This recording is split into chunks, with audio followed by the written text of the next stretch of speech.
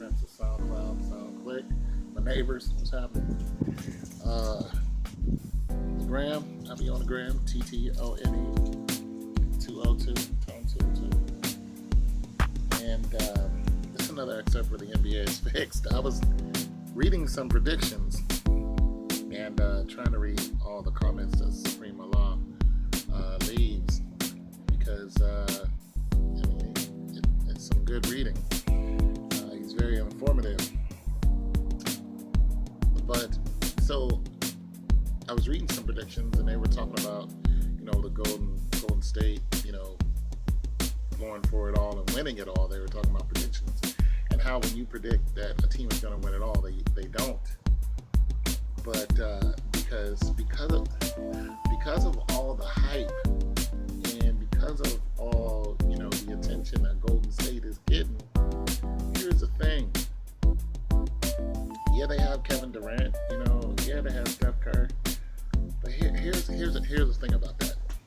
Steph Curry was a unanimous MVP winner. I mean, that has never happened before. Even though he's not the most valuable player, he might have been the best player, but the most valuable, no.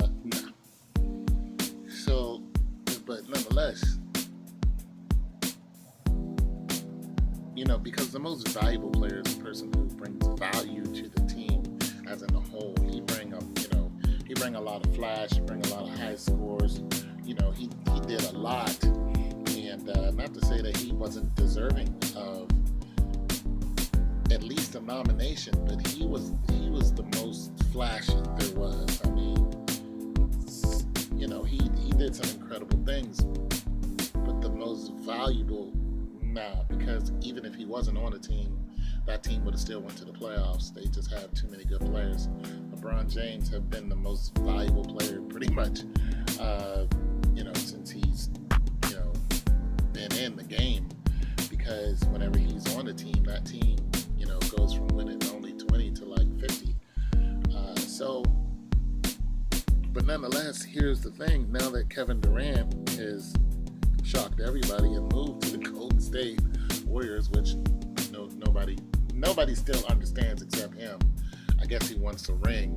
Here's the thing about that.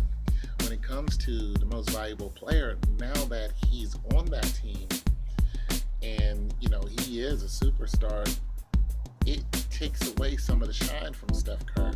It just goes to show you how the MVP was and how he was nominated and got the MVP and pretty much what they used. See, they didn't really use the stats and say this is what he did and this is what he did for the team. They said this is what he did. This is what he did for ticket sales. You know what I'm saying? These are the numbers he did there. But they didn't say if he went to the Knicks, would the Knicks, come up and start winning. If he went to the 76ers, would the 76ers be in playoff contention just by him being on the team? Answer: I'm gonna go out on a limb and say no. I don't think the 76ers, just because he's on the team, I don't think the 76ers would go to the playoffs. If LeBron James went to the 76ers, yeah, it's a good chance it's gonna happen. So when you look at, but now this year when you look at MVP, now that those two superstars are on there, it's going to take some shine from him, or he's really going to have to turn up because now most of the people are going to be looking at KD and say, okay, what are you going to do? They're going to be looking like KD, what you going to do? You know what I'm saying?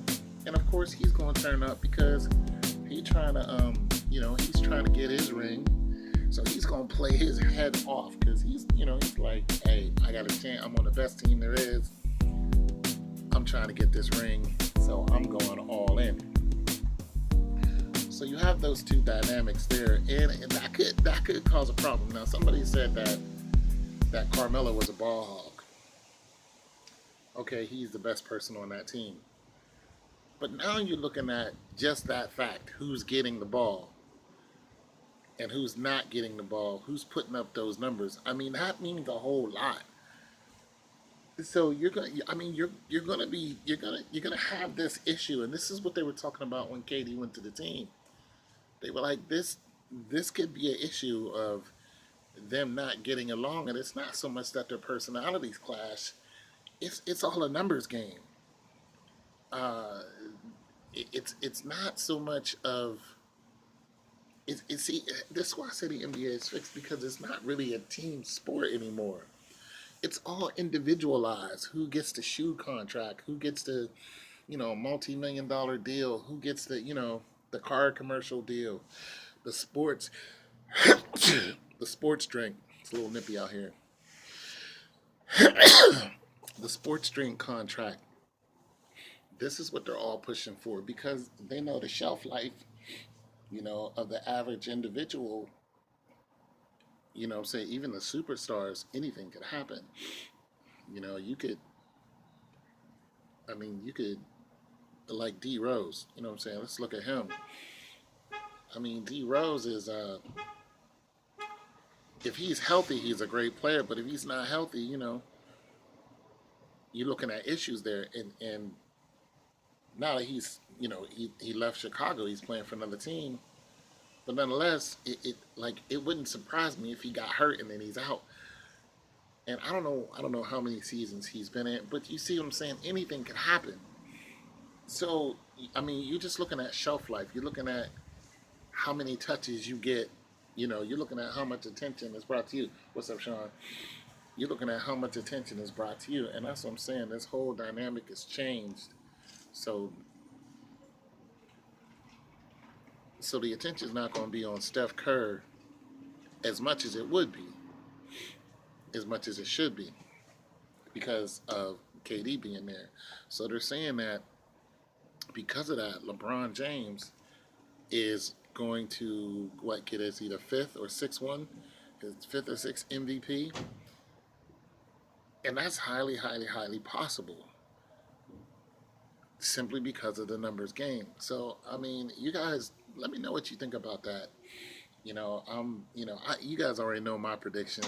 Of course, I think Golden State's going to win it, but I think, if LeBron James even stays in the game, I think he'll take it in 2017-18 year. So, and then I think he's going to leave, go play with Melo or go to Chicago and end his career back in Cleveland. So, it's your boy Tom 202. Just wondering what you guys think. Come on.